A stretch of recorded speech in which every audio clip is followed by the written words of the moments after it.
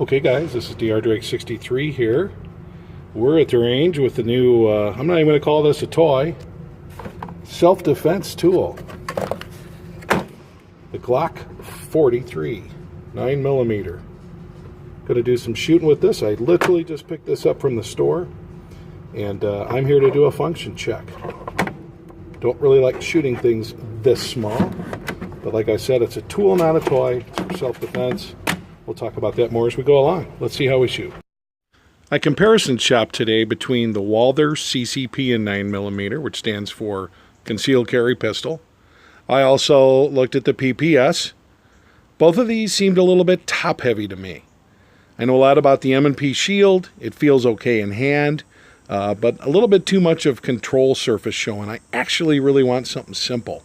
The car was a nice offering to look at, but a little bit too heavy for the size. And I've actually owned two of these Ruger LC9s, the later one being the S Pro. Just don't like them. When we talk about the Glock, we're talking about reliability, and that's what I'm looking for. More than anything else, I want the ability to know that it's going to go bang every time. Out of the box, out of a puddle of mud, out of my pocket, you name it, I need to know it's going to work. And quite frankly, nobody has a better name in the industry for that than Glock. So as you can see, this is just me kind of taking my time. That was one-handed. This down here was where we were doing some rapid fire, as you see, and it trickled over here. These two were, again, carefully aimed shots, so that's kind of what we're seeing. Okay, there's about 90 million takedown videos on the net for this. It's a Glock. It takes down like every Glock. You pull the trigger after you make sure the chamber is empty with an empty magazine or the magazine out, and then right here, you push down here and it comes apart. How exciting. Anyway, I don't have a lot of affinity towards wanting to go out and shoot this. If you look, and I should probably switch hands with the camera, because I am so right-handed, but basically this is its size in hand, okay, right here. So I even don't like the fact that, you know, it's the same rounds with this magazine. It's still a 6-round magazine, just like the one that's inserted, but this has the finger extension. Personal preference. But here's the thing, and I mean, gosh, I guess if you get another round out of it, it makes more sense, but this is not a gun that I'm going to take to the range and shoot all day. I'm just going to shoot this enough to be proficient, which I'm already there, and I can hit paper every time at probably out to 50 feet, no problem, and certainly at most common self-defense ranges. One thing you'll see here, I'm just kind of comparing dimensionally to a full-size 9mm, this CZ75 here, which is also very dimensionally similar to your 1945.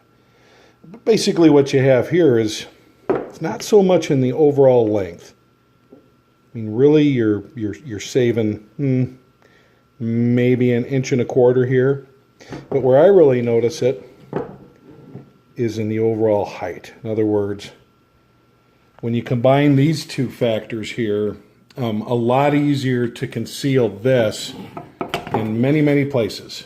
Many places. Ankle, in the waistband, or any place like, for example, in your vehicle, if you're looking for vehicle self-protection. This right here, besides the fact that it weighs a ton, advantage on capacity, there's no question about that, but you can wear these in the waistband. I know guys who do. Man, this is a lot of weight to be carrying around. Okay, guys, welcome to the anatomy of pretty much every pistol since John Browning invented the high power. Good old tilt barrel construction here. Interiors, it's a Glock. One thing they went to a while back was this double spring. I first had this in a Glock G20 that was in 10mm, and it did really help with recoil. I don't really think I'd notice this of not having this or having this. in terms of the 9mm. But it's a nice concept. It basically keeps the gun from taking as much of a beating and allows them to make it out of further lightweight polymers. And that's the name of the game here, isn't it? But it's a Glock. It is a Glock. No question about it. In my case, I just don't get that excited about handguns. I know there are some really cool handguns out there. I've owned a bunch of them, and I like handguns okay.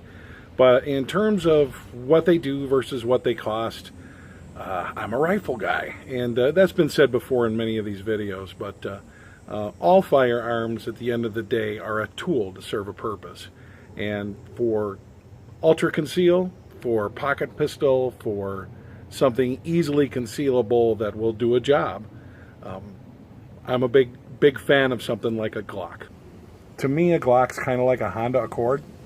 And what I mean by that is it's dependable. You know you're going to get 200, 300,000 miles out of it, and it's going to go bang every time. So when it comes to something like, I don't care what it looks like, I care if it does a job and is concealable pistol, Glock 43 is the one for me on this comparison. That's for sure. As always, thank you for watching. I appreciate it. This is DR Drake saying goodbye.